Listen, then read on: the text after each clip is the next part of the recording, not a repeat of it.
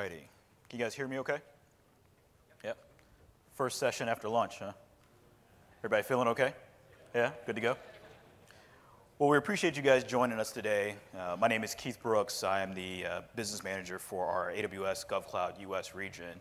And hopefully you guys were in the audience during the keynote where Teresa Carlson, our VP of Public Sector, announced AWS Marketplace for AWS GovCloud US. How many of you guys were in the audience? Yeah? Excited to hear that announcement? Yeah, it's good stuff. So we're going to spend a little bit of time today talking about Marketplace and GovCloud and mainly Marketplace in general, just to kind of give some more insight into what's coming with GovCloud and the value proposition of AWS Marketplace for public sector customers. But before we dive too far in, early this morning I gave a session entitled, Is AWS GovCloud US Right for Your Regulated Workload? And before diving into that session, I spent some time talking broadly about why public sector customers are starting to use cloud. And I'll recap that here in an abbreviated version, but in effect what we see from public sector customers is really two trends and two reasons for why they are increasingly looking to cloud. One is to drive innovation, right? And oftentimes it's truly disruptive innovation, right? So putting functionality and capability at their fingertips to allow government agencies and their solutions providers to do more in the cloud, right? What we also see is a lot of public sector customers truly do appreciate the agility that they get via the AWS cloud. We had a panel in our second session today where we had some stakeholders from the Department of Justice and U.S. Marshal Service that talked about having that agility and that flexibility to right-size their infrastructure by compute capacity and not have to worry about waiting a year to get infrastructure just to find out it was the wrong set of infrastructure to address the wrong sets of requirements, right? So that flexibility to make changes, to fail fast, to succeed fast, and to keep iterating to address their constituents and the capabilities they want to build to serve their mission. We also see public sector customers turning to cloud to build new skill sets for their employees, their developers, their administrators, et cetera. And oftentimes, when you look across the innovation and the agility and the new skill sets, most customers are also unlocking significant cost savings by moving to the cloud. We also see government organizations and government agencies turning to cloud to truly deliver game-changing and world-changing capabilities, both in the US and abroad, right? So whether it's economic development or improving education and research, right, improving citizen services and delivering value to their constituents, it's really the combination of game-changing projects and capabilities and innovation in the public sector space that's driving them to look at cloud. During that session, I also talked about the requirements that truly do shape the public sector's adoption of cloud. And we all know that while the capabilities are there for them to do more, oftentimes there are requirements, security policies, mandates, and directives that will influence how much a public sector organization can adopt cloud, right?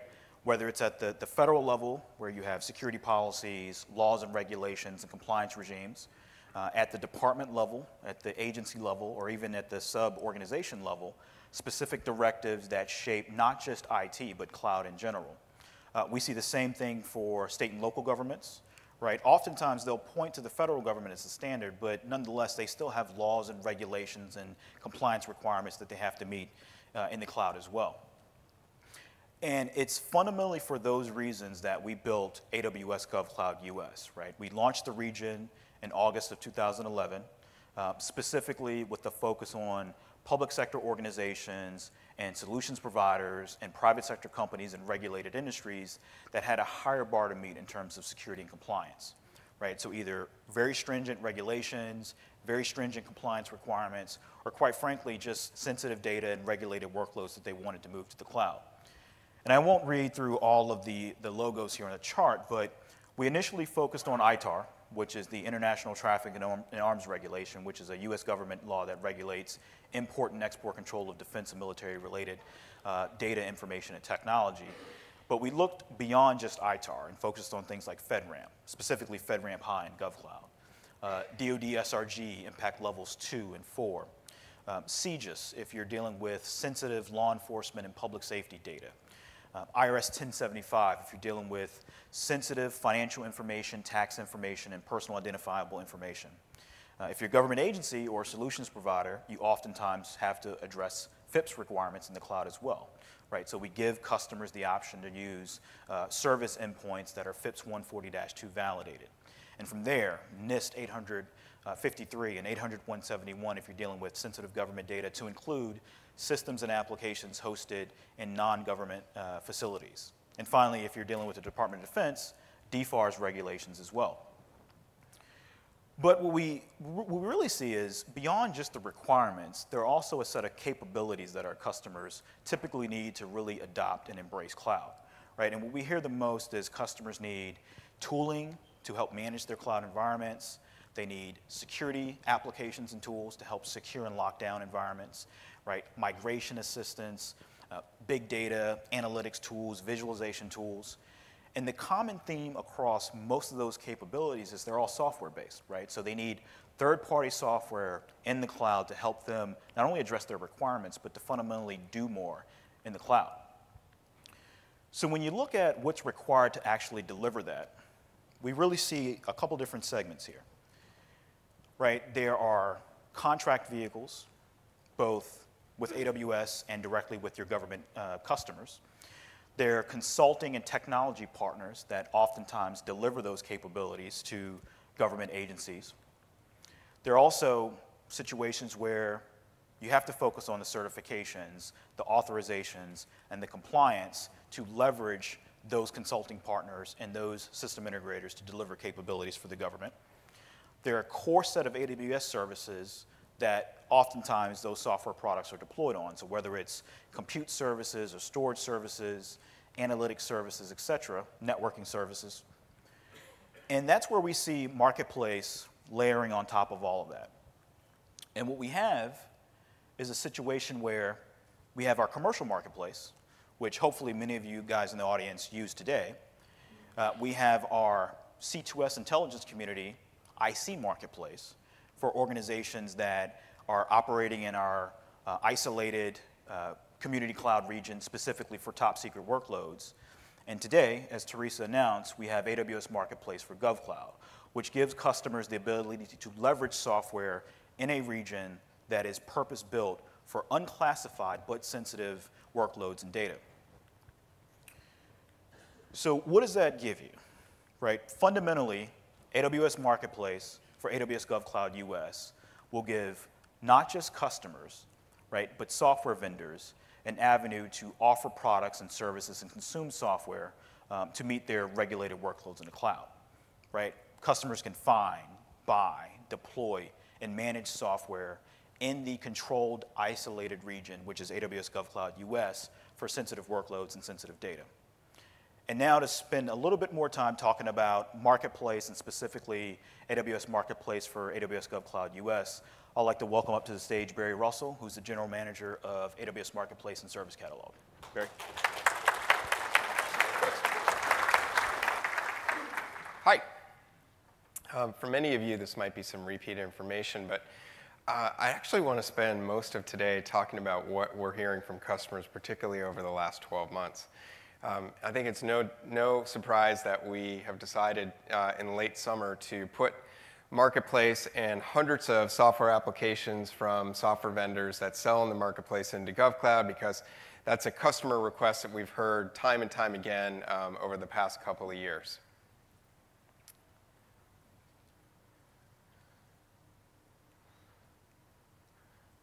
We don't use PowerPoint much.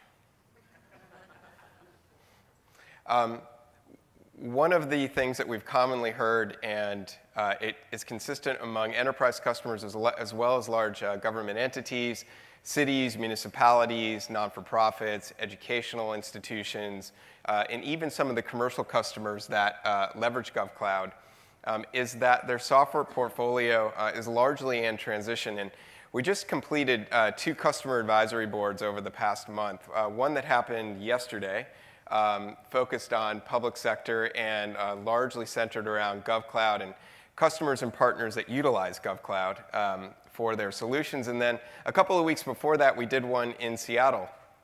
That was a set of CIOs and IT executives from, I don't know, it was roughly 30 or 40 customers that came in to talk about what they were utilizing from AWS, what they wanted to see from AWS. And we had the opportunity to gather feedback from all of those folks. And we consistently heard the same thing both yesterday as well as a couple of weeks back in Seattle, which was as the customer decides to migrate to AWS, and depending where they are on their journey to the cloud, whether they're just starting off moving some basic web application workloads over, or they've decided to go all in on the cloud and shut down their data center footprint and migrate hundreds or thousands of application workloads over, the software portfolio, the mix of the vendors that they deal with and how they're going to manage those vendors and procure the software and pay for that software is all going to change. And the reason that it's changing is because the nature of the workload that's running in cloud can be dynamic and change day to day, can change hour to hour, it may change month to month, compared to the way that it operated on-prem, where it was a more fragile environment where they couldn't touch things real time.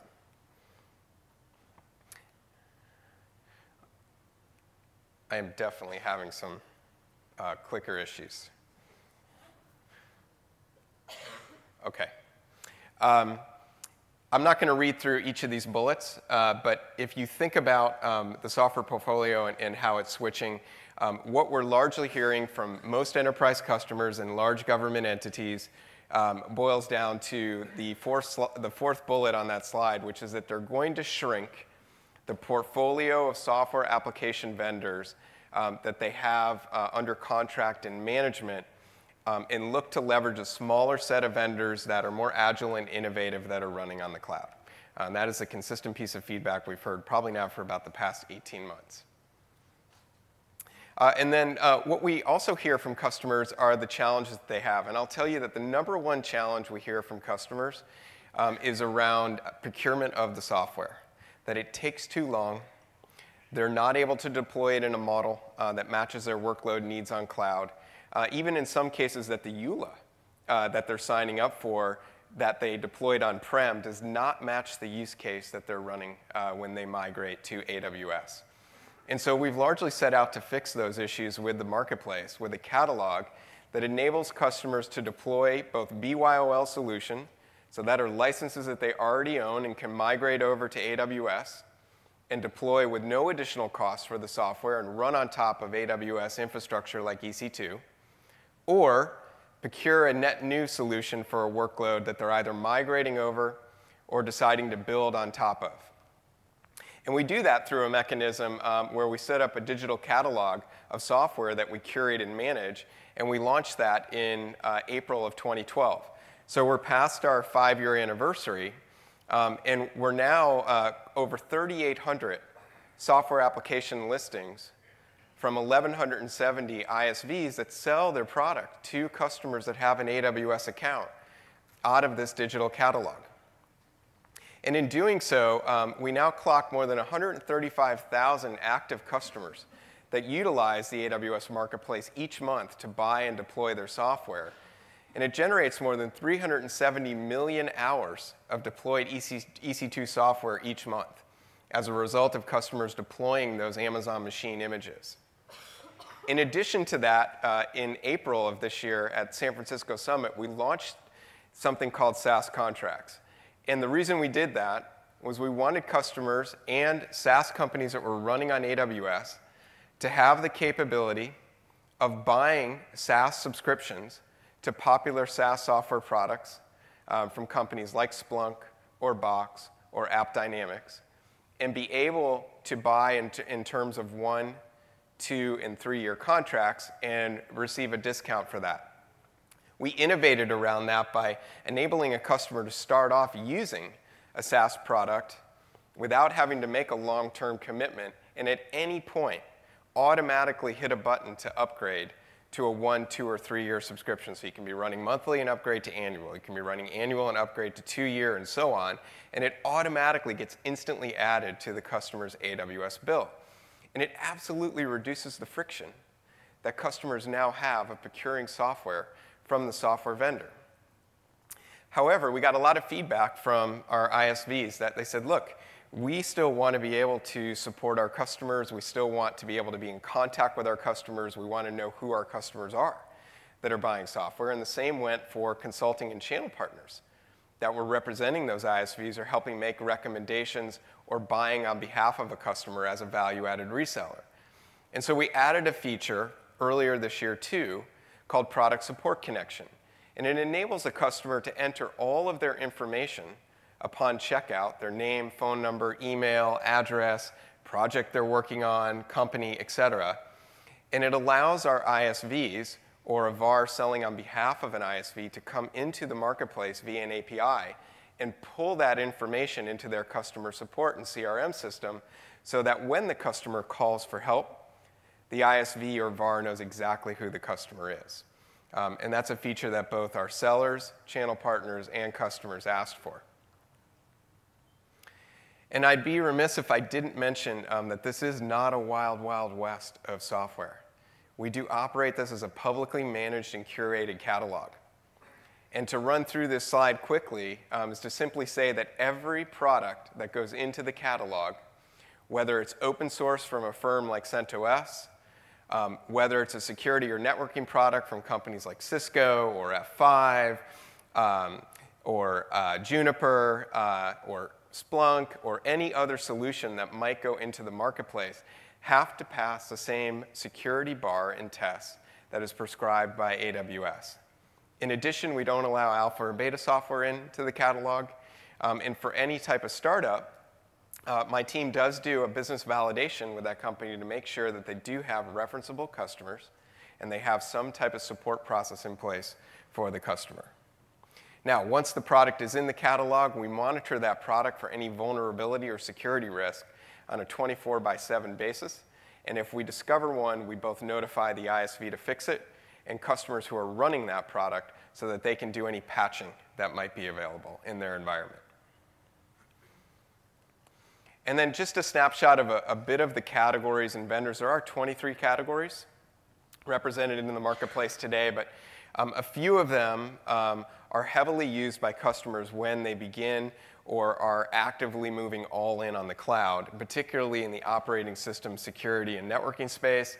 And then customers begin to look at data sets that need to move over and what third-party storage software they might need to help integrate with S3 or to move data into Redshift from solutions like Matillion, even DevOps types of tools for the customers that are looking for retail locations or looking at any type of demographic data. They may use a GIS solution from one of the vendors that's listed here. And then once that data is in, we offer a wide variety of BI tools to do analysis. And this is by no means a representation of all 1,170 ISVs that are selling, but it does give you an idea that there are both small and big, as well as open source products that are available in the catalog. Okay, and as we mentioned, we announced that today in late summer we will be adding GovCloud capability onto the marketplace so that it's a region that customers can choose. When they find a solution, they're going to be able to pick GovCloud as a region that they can deploy a solution to. And over time, we'll move all of the features and capabilities that are available in the commercial marketplace today. We will layer those into functionality for that region as well, just as we do with other regions that come online. Nothing will change in terms of how we mechanize what customers can do, though. We'll still put the software onto the AWS bill on behalf of the customer. We'll still collect the fees from the customer. We'll still disperse funds to the ISV seller in the marketplace for the solution that the customers purchase. So none of the actual operational cadence, the way that we operate the marketplace, will change. It's simply another region for customers that need to run that software inside of GovCloud. And then lastly, I did want to talk about additional innovations, and we got a bunch of questions on these actually on Monday. In terms of, well, we know customers want to buy software potentially by the hour, particularly for workloads that spin up or spin down rather quickly. You know, nobody wants to run software 24/7. Nobody wants to buy licenses that stretch out for a year if the workload's only going to spin up and spin down for a total of a few days and a cumulative hours. But one of the features that we launched last year in a program that my team runs is called private pricing. And it enables a customer, an ISV, or their representative channel partner to negotiate a custom price for a piece of software over a duration, launch that product privately out of Marketplace behind the scenes, and then the Marketplace team takes that SKU and the negotiated price and loads it into the customer's bill. So as an example, if I have an ISV that's going to negotiate on a 3-year subscription for a piece of software, and let's say the customer wants to pay X amount of dollars for that software over a 3-year period of time, we can take that transaction between the ISV or the representative channel partner and the customer. We can load that 3-year subscription and the agreement to pay over 3 years into the system. On the anniversary date of the due date, over the course of the 3 years, we bill the customer, collect the revenue from the customer, and distribute the appropriate funds to the ISV. And we enable that product to be deployed out of the Marketplace behind the scenes so that nobody else sees that price but the customer and the vendor or channel partner that's negotiated it. And it's a pretty straightforward process that our team runs today, and it will be available to GovCloud customers as soon as we are up later this summer. We also will offer hybrid metered pricing. This one is super important. And the reason this is important is that most customers are running some type of hybrid workload environment today. They may be running a VMware stack on-prem in their own data center and migrating a set of workload assets over to AWS. As they do that, they often want to use the same type of software between both environments. But they want the flexibility of the pricing model that is offered in the Marketplace, which many ISVs could not offer on-prem. For example, metering the number of nodes that are protected during a given month, and being able to accurately count the number of nodes that are protected as the workload expands and contracts throughout the month and over a given period of time. We do have available in the commercial Marketplace today the ability for a customer to deploy out of Marketplace with metered pricing if a vendor attaches to that feature we've launched, and bill the customer for all the software that they have running for those nodes protected on-prem or anywhere else that those nodes happen to be running, as well as the nodes that they have running on AWS for the workloads that they've migrated. We pull all that pricing into a single bill at the end of each month, and we put that on the customer's AWS bill. And the feedback we've gotten from CIOs is awesome. Now I can see my entire fleet of nodes that I need to protect, choose a single vendor and pricing plan for the solution, and have it all in a central dashboard called My Software inside of AWS, where I can manage both what I'm being charged as well as what I'm protecting. And then lastly, I talked a bit about SaaS subscriptions. And SaaS contracts, again, enables a customer to subscribe to a SaaS product. We define a SaaS product as software running inside of the software vendor's account on AWS. So if I take AppDynamics as an example, if a customer goes and subscribes to AppDynamics, that software is running inside of the AppDynamics AWS account. I'm simply subscribing to a pricing plan based on what my needs are, 1, 2, or 3-year contract, or maybe I'm doing it monthly, or maybe I'm doing some type of private priced, custom negotiated offer. And I'm subscribing to the software, and then we send provisioning data over to the vendor to provision that customer so that when the customer goes to log in, the account the customer wants to set up is live. That will be pushed over and available later Q3, Q4 of this year as well. OK, one of the things we haven't done in a while is a demo. And so I wanted to introduce Bo. Bo's a product manager for AWS Marketplace. And he's going to take you through the simplicity of buying and procuring software, but what it's going to look like in GovCloud today. Bo? Great. Thanks, Barry. All right, fantastic. I know it's been an exciting day thus far, and certainly with Teresa's announcement, as well as Keith and Barry's announcement, as well as the Marketplace for the GovCloud region. But certainly, what does that mean? What does that look like? And with that, we do want to share with you a demo of what can be expected come late summer. So for those that are familiar with the Marketplace, quite frankly, you're not going to see a lot of changes.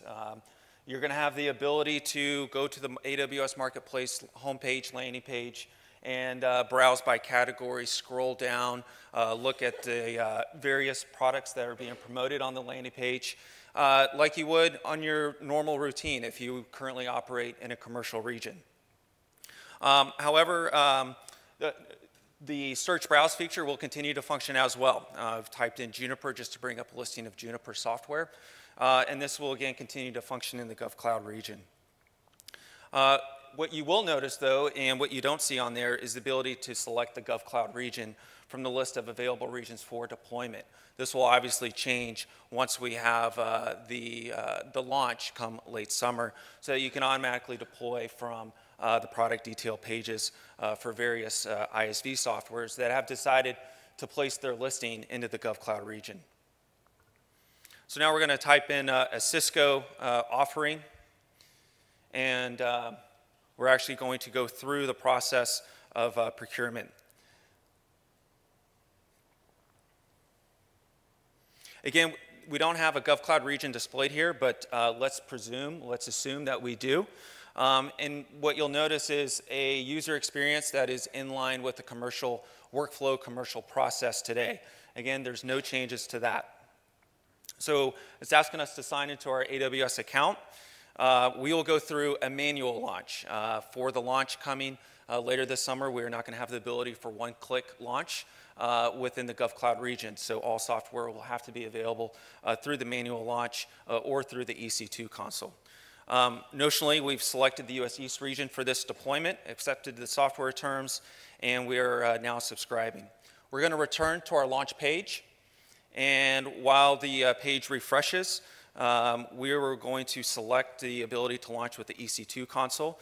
And again, we don't have the GovCloud region displayed here, but we will for the launch in the late summer. Again, we're going to continue with the US East region. Now it's going to ask us to log into our GovCloud account to verify our credentials, that we have the authoring credentials to launch into the GovCloud region. We're now in the management dashboard within the GovCloud region. We're going to launch that instance of this particular Cisco offering. Excuse me, we're actually going to go back to a Juniper offering. Going to select it, continue, and select our EC2 instance type. Review, launch. We don't have any key pairs. We're just going to proceed with no key pairs for this particular demonstration. Initiate the instance launches. And we're complete. Thank you.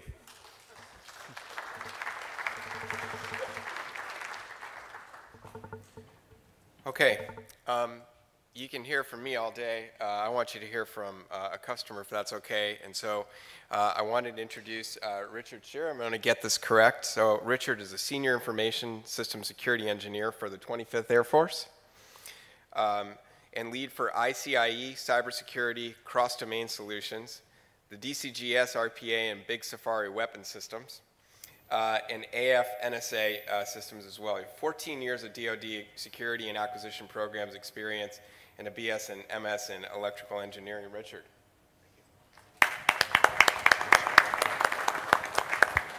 So I don't do slides, I talk about what I do, because I memorize everything. If you've ever been in a meeting with me, if you've ever worked on a program with me, I don't write anything down because I don't have the time or the luxury of doing that. We also don't have the time or the luxury of doing that in today's software engineering environment, software development environment, or weapons or systems support elements. So we're standing up C2S.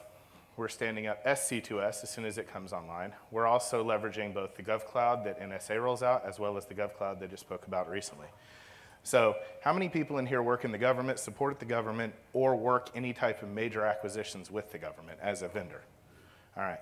So every single one of you struggles through the same long, drawn-out acquisition programs and timelines that we're all constrained with in the DFARS.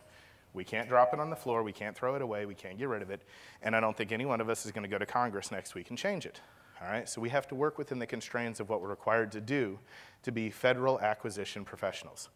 In order to do that, we have to change how we do our business, which is we don't have the luxury of contracting a Lockheed Martin or a Raytheon, right, or anyone from a Microsoft. I've sat on every Microsoft app that's ever existed. We don't have a year and a half to 2 years to spirally develop any software. 90-day sprints, they're not going to meet our needs.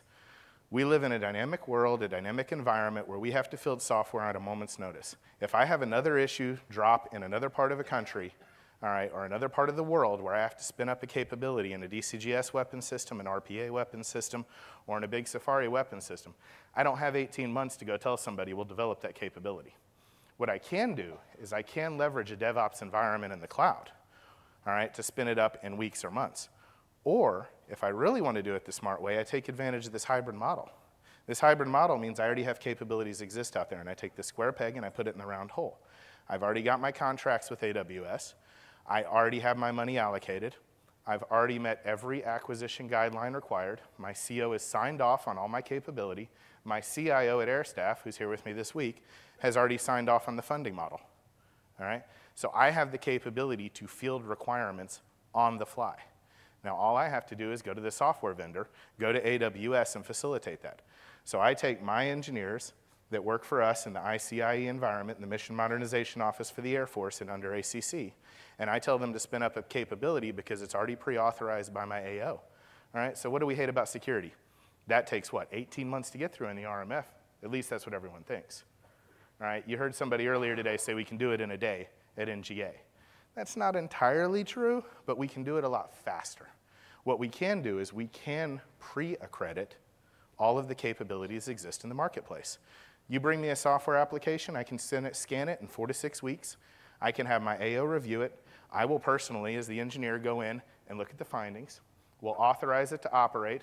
The AMI will be put out there. A cost-associated license will be established under the hybrid model, and it'll be available on the fly. Now, I don't have to go get a security authorization. I don't have to get an ATO because it's already done. I don't have to provision that capability. It's already done. So we no longer go out and develop capabilities as we need them.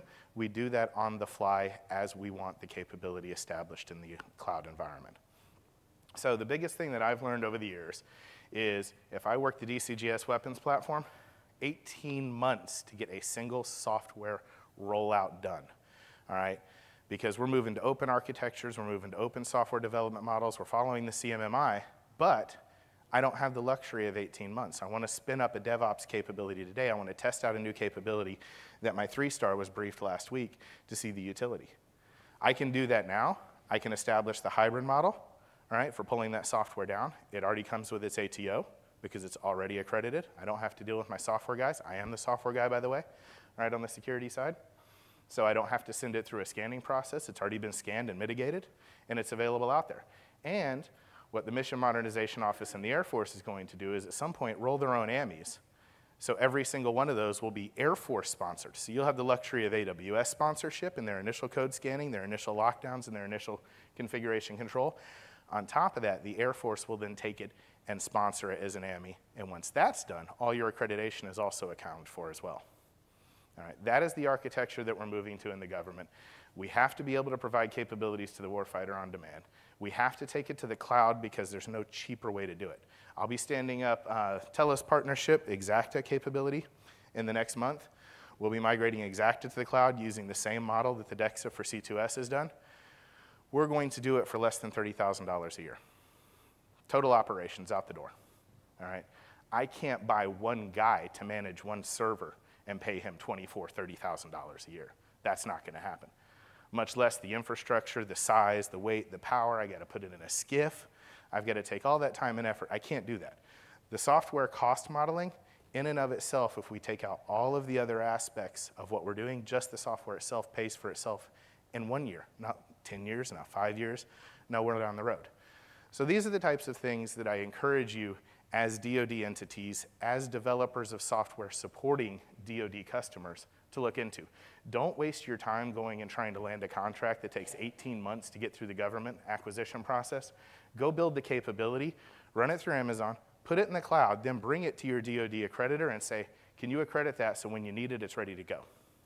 And we'll do that. That's what the RMF is based upon. That's why Exacta 360 is gonna roll out, so we can plug those capabilities right into the SSPs as they come out. So those are the types of things that I encourage you to look at. That's what we're doing in the Air Force, mainly because I have a very forward-leaning CIO who embraces the cloud, who understands the cloud, and who basically says that we don't have the time and the luxury to stand back doing the old antiquated ideologies. We have to move forward. Thank you.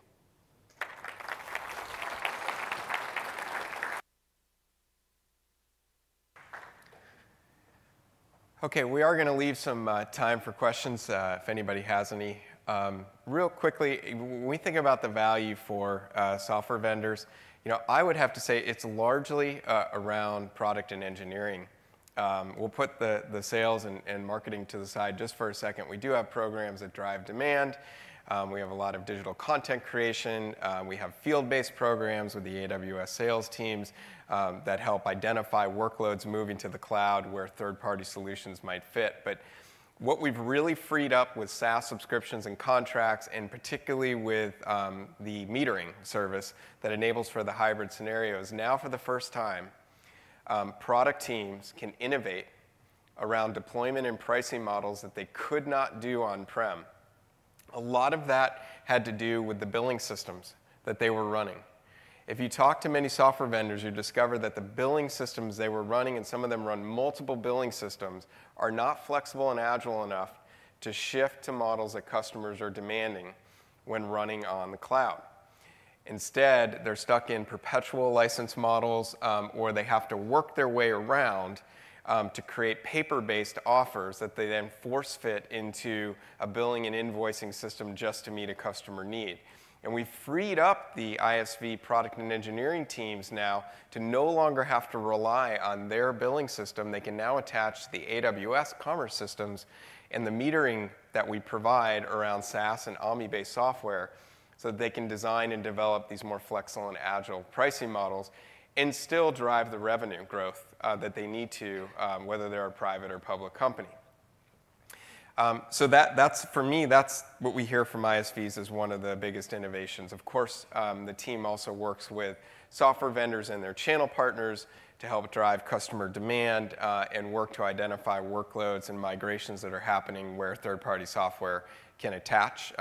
Those are go-to-market programs that kind of come along with listing in the marketplace as a seller or being a channel partner that's sponsored by an ISV to represent product and customer to source on behalf of or to recommend on behalf of for a particular ISV. We didn't forget about channel. We did not forget about consulting, systems integrators, or value-added resellers. We actually have a program that we run with a set of ISV sellers in the marketplace where we enable payment to a channel partner that either recommends or buys on behalf of for a customer where they're representing a particular software vendor.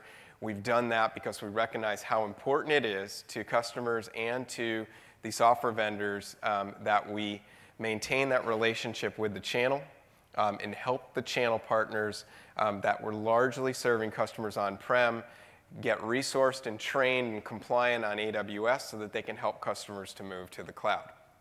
That payment model helps to make sure that the revenue streams that they had attached to the software and not the consulting services part of the equation can be maintained as well.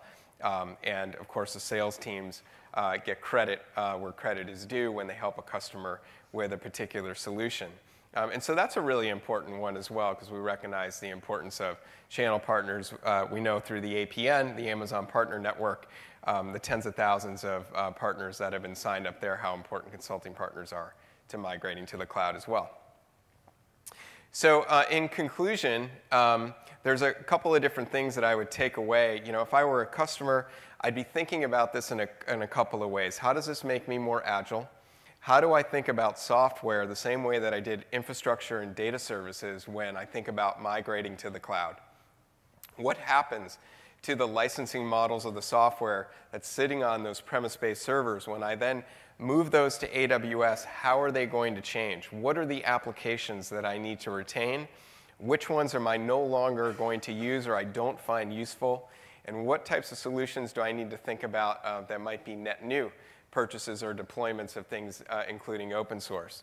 And then for BYOL, You also have to consider, is the architecture of the software that I have running on-prem, when I choose that particular workload to migrate, is that product architected correctly to move to AWS? If it isn't, one of the reasons we offer BYOL in the Marketplace Catalog is so customers can migrate that license to run on AWS inside of that workload, but take advantage of a solution that's already been architected to deploy and run properly on top of AWS. There are AWS Quick Start guides that reference different software solutions to help customers get started faster, CloudFormation templates that help deploy AWS services along with software, and of course, the launch of GovCloud with AWS Marketplace coming later this summer. So I think at this point, I'll call Keith back up and we'll open it up to some questions if anybody has any. One over here. What's the vetting process for stuff to get onto GovCloud, and how are you dealing with foreign ownership? Yeah. The vetting process for software itself will not change from a marketplace operations perspective. We'll still go through our same security testing protocol that we do. The question is, what would the vetting process be like, and how are we doing with foreign ownership or control? I'll let you handle that question. Yep. But in terms of the vetting, both the business vetting as well as the security testing, which is a critical piece, will remain the same as it is today, testing for commercial regions such as US East. Yeah, so in regards to the actual software companies that want to support GovCloud, right, they still have to meet the same requirements that any GovCloud customer or partner has to meet today, right?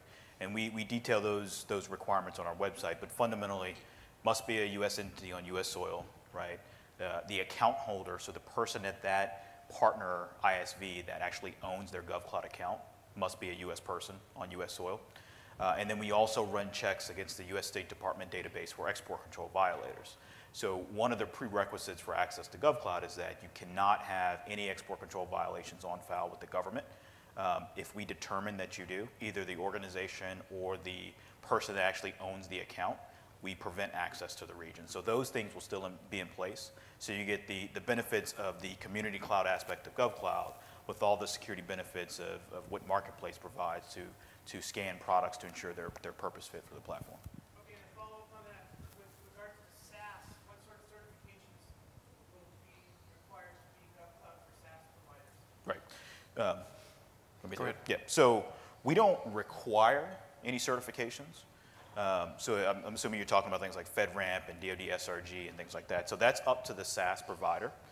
So obviously, if they want to market and sell to government agencies, FedRAMP and DoD SRG are becoming effectively non-negotiable.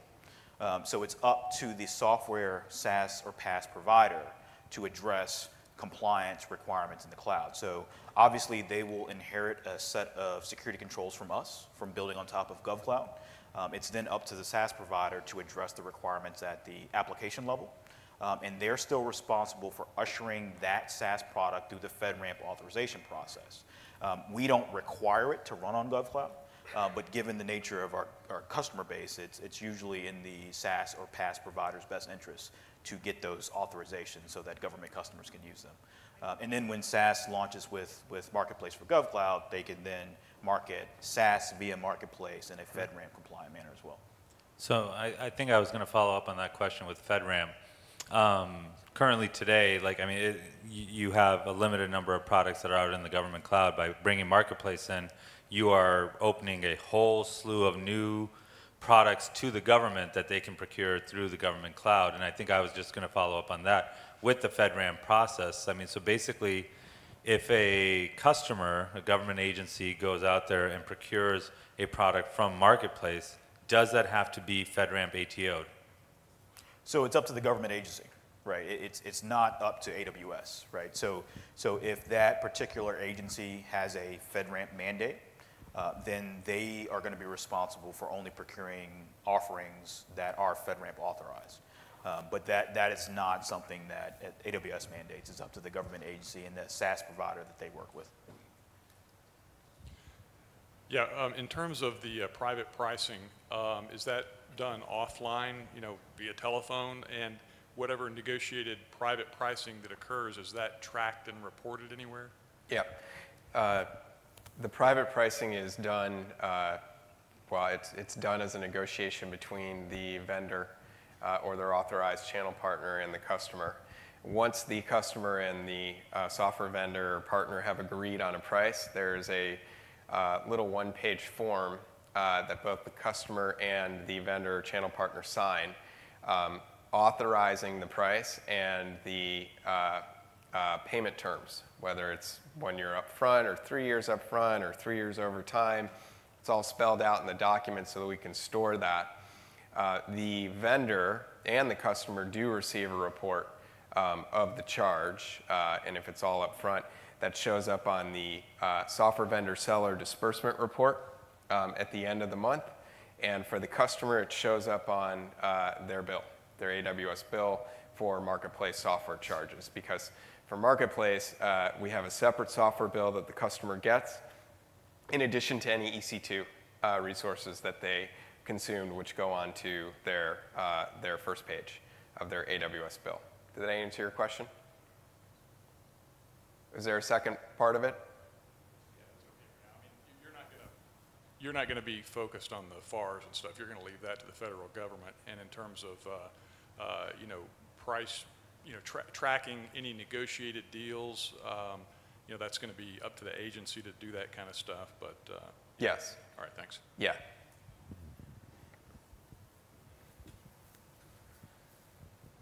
Do one more over here. So just a quick question for clarification in terms of the number of controls that are inherited for FedRAMP. So it's on an IaaS or PaaS level, so we're inheriting 70 or 100? Is that right? Or? Well, roughly. So depending on the SaaS or PaaS solution, right, we have, and you can actually check out AWS Artifact for the documentation on this, but we provide a set of security controls that you will inherit as an IaaS consumer of GovCloud, right? So you get those by default. There is a subset of security controls that are shared. So typically what will happen is the SaaS provider will spend time working with the AWS security and assurance teams to assess their solution and determine which of those shared controls are AWS's responsibility versus the vendor's responsibility. And then the remaining subset is purely up to the SaaS provider. So that process won't change. So we have dozens of SaaS and PaaS providers in GovCloud today that go through that process right now. The only difference that changes with Marketplace for GovCloud is the distribution of that SaaS can now occur through the Marketplace, right? So that same process customers will follow with Marketplace that they do today in the region. We have maybe time for a couple more, and if not, then we can take one question down front. Your AWS services, the ones that are in the commercial marketplace, are not all FedRAMP in the GovCloud. I know that it takes time, but is there a schedule, or is there more resources being applied to some of the AWS services being FedRAMP? Specifically for the Marketplace features that we talked about? DynamoDB or some of the functionality. Yeah. It's up to you guys to get that. So is there Correct. a schedule? Is there more resources being applied to getting that FedRAMP? Yeah, so I think you meant to say there's more services in GovCloud authorized than East-West. Or did you mean to say East-West versus GovCloud? More East-West, right? Well, so there are more AWS services in East-West, but we have more FedRAMP authorized services in GovCloud. Exactly. Yeah. But the number of services available in East-West Right. is not equivalent to. Correct. So the way we handle our roadmap for GovCloud, both from an AWS service perspective, is we listen to what our customers want in the region, right? So we don't launch every service in GovCloud by default. We let our customers influence where we want to go from a roadmap perspective, right? So if they're database services or analytic services or developer services that they need, we take that feedback from our customers and partners and plan the roadmap accordingly, right? So hopefully, like you'll notice some of the launches we put out over the last couple months, right? Lambda and Code Deploy, Elastic Beanstalk, Hardware MFA, Recognition, which launched on Monday. Those all came from our customers saying we need those services in the region. We also use that to drive the compliance roadmap, right? We understand that from a public sector perspective, most government agencies require FedRAMP and DoD SRG, right? So as soon as we get services in the region, we will then start to plan the FedRAMP compliance as well. Obviously, that requires time just to ensure that the services are. We don't publish the forecast. So it depends. So we have a website. If you go to aws.amazon.com/compliance /services-in-scope. We'll send out some. We'll send it to you. Yeah. There's a table that actually shows FedRAMP to include moderate and high. So moderate for East, West, high in GovCloud, DoD SRG, IL2, IL4. It shows ISO, it shows HIPAA, et cetera. And there's a laundry list of services in that table. And for every service that's already authorized, it'll have a check mark for all the regions that it applies to. Is there dates for ones coming up? No, because we can't forecast dates, because once we submit the package to the government, it's out of our control, right? So it's up to the government to do the assessment. But we will show you services that have been submitted. So you'll see in progress for those services. Unfortunately, we can't tell you much more beyond that because we don't know. But then we'll also show you services that have gone through the internal assessment and are ready for the government to start the process. So all of that is on that Services and Scope website. So you can see what's accredited today, what's been submitted, and then what's ready for the government to usher it through the JAB authorization process if it's FedRAMP high for GovCloud. Yep.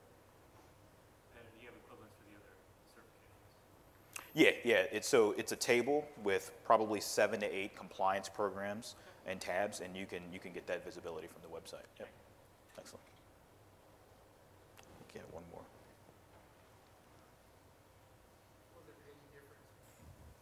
Will there be any difference between GovCloud East and GovCloud West?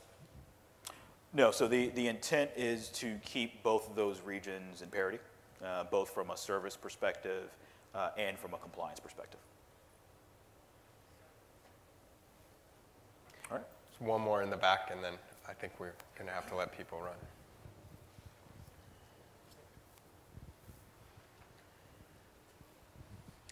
We offer a SaaS multi-tenant service, runs only in GovCloud, and we want the ability to decline to accept customers if we don't think they should be running in that environment.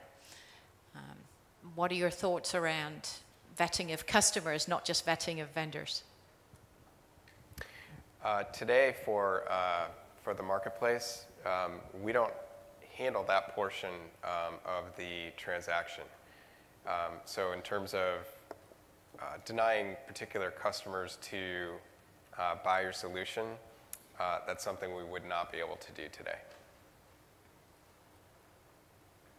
You would, however, be able to limit your software if you only wanted to make it available in the GovCloud region. You could limit it to only deploy and purchase from that region.